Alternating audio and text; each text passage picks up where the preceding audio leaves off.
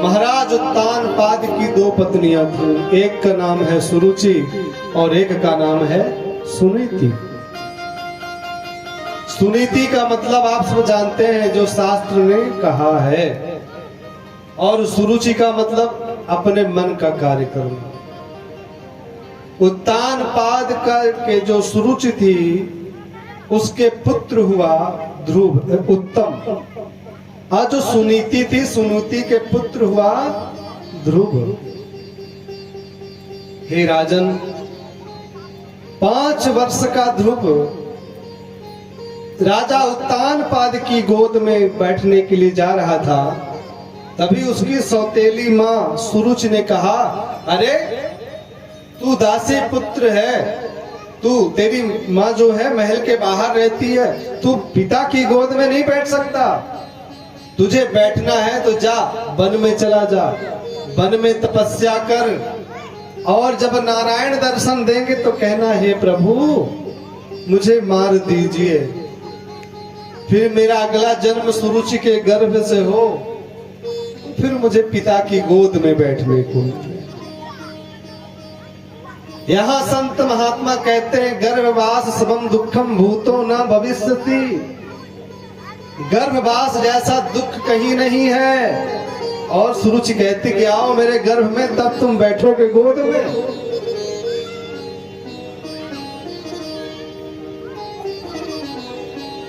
नन्हा सा बालक रोता हुआ गया और माँ से पूछा, माँ ऐसी क्या बात है कि पिताजी आपको बुलाते नहीं, सम्मान नहीं करते? और मैया ने कहा कि जा वन में चला जा, वन में जाकर तपस्या कर। बालक की प्रथम गुरु माँ होती है।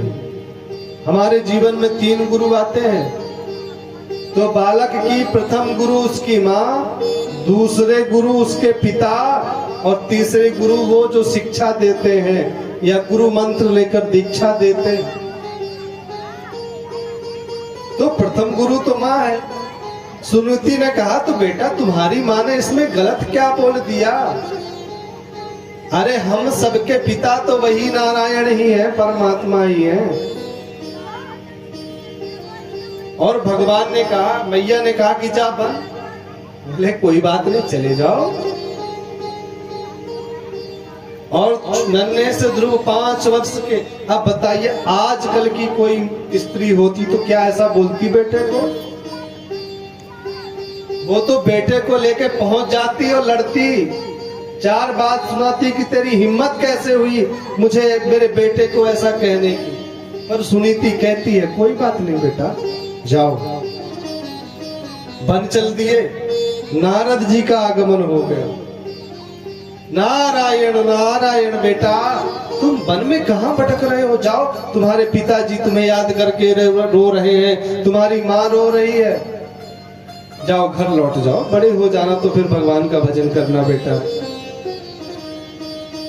ध्रुव जी ने कहा, आपका नाम नारद है? बोले हाँ। बोले मुझे नहीं लगता कि आप नारद हैं। बोले क्यों?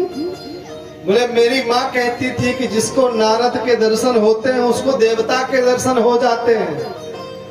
आप कह रहे घर चले जाओ, मतलब आप असली वाले नारद नहीं। नारद जी बोले नहीं नहीं बेटा, असली वाला मैं ही नारद हूँ, तुम्हारी अवस्था को देख करके। पर कोई बात नहीं, जाओ यहाँ से मथुरा चले जाओ, और मथुरा के टीले मधुवन में बैठकर ओम नमो भगवते वासुदेवाय मंत्र जपना। कोई गुरु बना लो, मंत्र ले लो कहीं। ध्रुव जी ने कहा कि अब मैं गुरु कहाँ ढूंढने जाऊं? आप जैसे सदगुरु को छोड़कर मैं संसार में गुरु ढूंढूं? ठीक है बेटा, तो 6 महीने में तुम्हें नारायण के दर्शन होंगे। मथुरा में गए, जप तप किया, और भगवान प्रसन्न हो गए, दर्शन देने आ गए।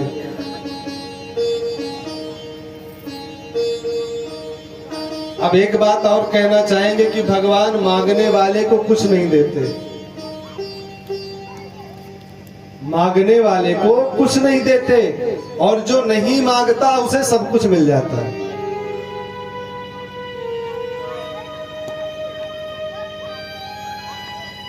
मूकं करोति वाचालं पंगुं लंघयते गिरिं यत्क्रमं परमानंदम।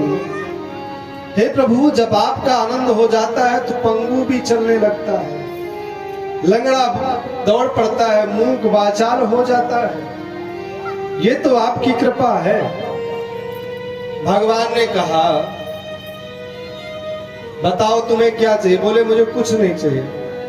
बोले सही सही बताना, तुमने किस लिए मेरा ध्यान किया था?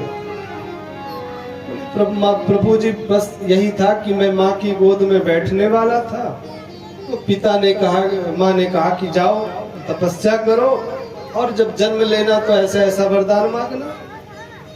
भगवान ने कहा चिंता ना करो, मैं तुम्हें 36,000 वर्ष तक राजा बनने का आदेश देता हूं।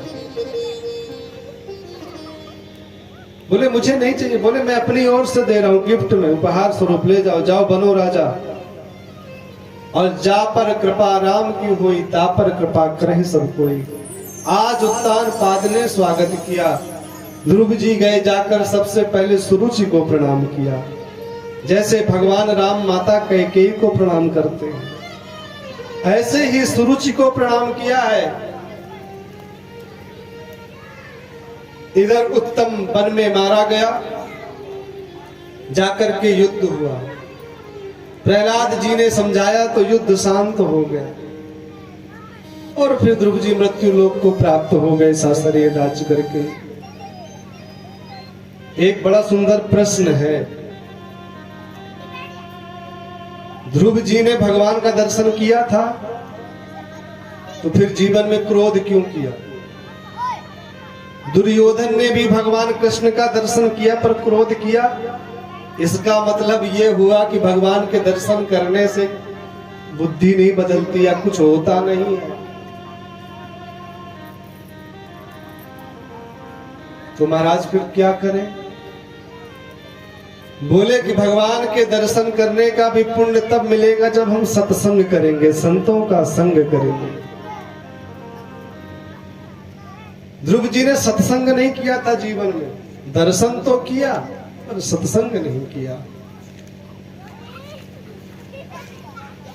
इसके बाद पृथु चरित्र की कथा को सुनाया। पुरंजनोपाख्यान को बताते हैं, कहते हैं कि देखो नव द्वार का शरीर ये हमारा आपका ही है, इसको हम अपना मान लेते हैं।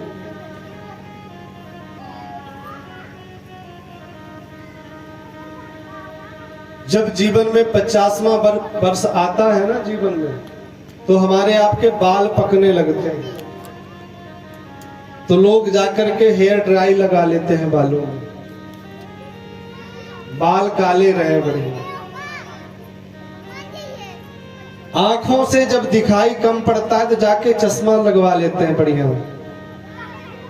अब दांत खराब होते हैं तो पूरे दांतों का सेट लगा लेते हैं।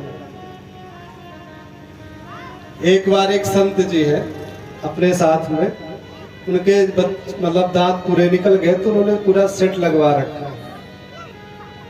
तो कहीं गए थे तो वहां बढ़िया प्रसाद बना, हम 2 लोग थे। तो बोले महाराज जी आप ही प्रसाद सिद्ध कर लीजिए। हमने कहा ठीक है बन जाएगा। बना। अब जब भोजन की बारी आई तो बोले कि वो हमारा दांत तो घरे में रह गया, अब कैसे काम चलेगा? तो हमने कहा ठीक है खीर आप खाइए, बाकी हम देखते हैं। कहने का भाव यही है कि लोग सब व्यवस्था कर लेते हैं, लेकिन इतने संकेतों को सुन समझ करके भी व्यक्ति नहीं संभलता। दांत झड़ते हैं माने भगवान कहते हैं कि तुमने खूब चने खाए, अब दलिया खाओ, सतुआ खाओ, राम गुणगान करो। आंखें खराब हुई तो कहती है कि तुमने दुनिया बहुत देखा, अब अंदर देखो। कान ने सुनना कम किया तो कहते हैं कि अब अंदर की सुनो, अपनी सुनो। फिर उसकी कमर झुकती है। भगवान कहते हैं तुमने कभी झुके नहीं दुनिया में ना सबके सामने, आज लोग कमर ही झुक गई, अब झुके रहो। इन चारों संकेतों को अगर नहीं समझा तो अंत में फिर मृत्यु को प्राप्त हो जाए। अब ये कथा तो बहुत अच्छी है, वैसे ये कथा अभी चलना चाहिए लगभग 7:30 बजे तक। हमें सिर्फ एक ही डर है कि मौसम खराब ना हो, और मौसम खराब ना हो तो बड़ी सुंदर कथा है, और हम चाहते हैं कि आप बैठे और हम कथा श्रवण करें, क्योंकि 4 से 7 कम से कम 3 घंटे तो कथा होनी ही चाहिए। बोले भक्त वत्सल भगवान की जय हो।